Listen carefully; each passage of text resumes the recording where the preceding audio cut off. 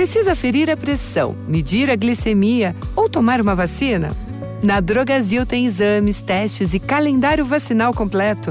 E o que é melhor, tem sempre uma Drogasil aí perto de você. É fácil, prático e rápido. Dá para ir entre uma música e outra.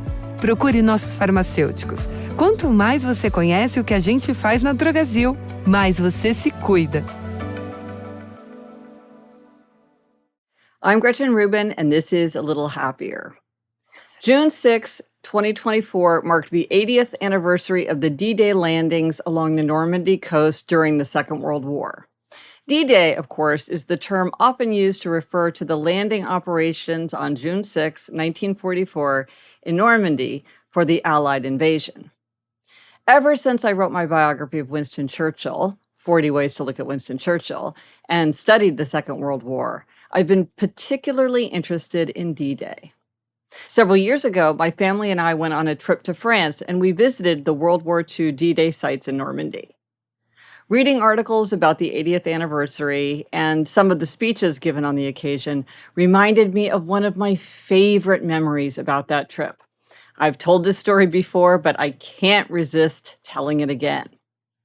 On our visit, we visited Omaha Beach, Utah Beach, the Normandy American Cemetery and Memorial, as well as some sites in little French towns whose names I do not dare to try to pronounce, lest any French speakers among our listeners have to rip their earphones from their ears. It was a fascinating day, just awe-inspiring. It's hard to grasp the magnitude of what happened there in June 1944. So much planning, so much courage, so much sacrifice. I've spoken often about my America feeling, the feeling I get when I vote, or when I see the Statue of Liberty, or when I serve on a jury, or when I hear the song The Farmer and the Cowman from the musical Oklahoma. And no surprise, I experienced the America feeling over and over as we visited those sites. But something that's true for me is that I feel ideas most deeply when they come to me through words. I can visit places, I can see things, but in the end, it's writing that strikes me to the core. And that's what happened in Normandy. I felt my America feeling most strongly, to the point that I couldn't stop the tears coming into my eyes when I came across a reproduction pamphlet called A Pocket Guide to France. I got choked up when I read this pamphlet for the first time years ago, and I get choked up thinking about it again right now. This pamphlet was a small, light, pocket-sized document, which, as it said, was a restricted guide issued by the War and Navy departments in Washington, D.C. for soldiers going to France.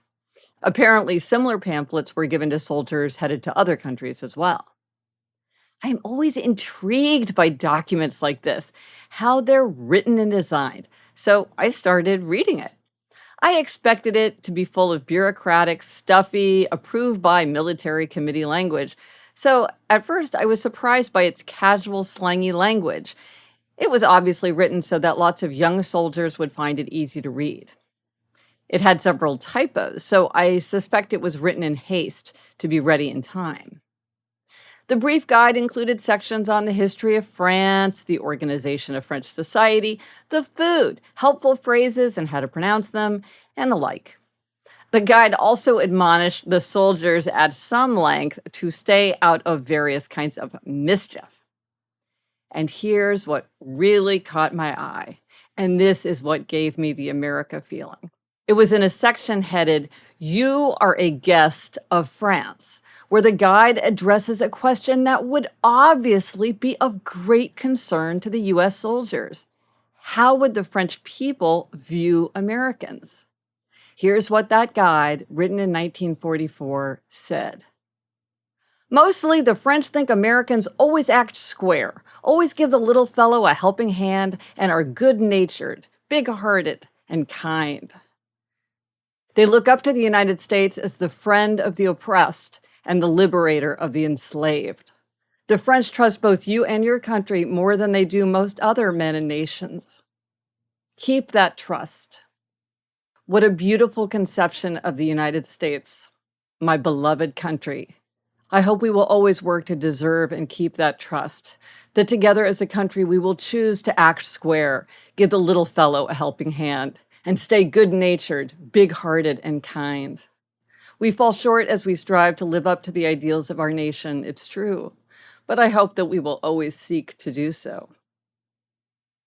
Reflecting on this pamphlet made me ask, what am I doing in my ordinary life to live up to the great dreams of the United States? I'm Gretchen Rubin, and I hope this makes your week a little happier.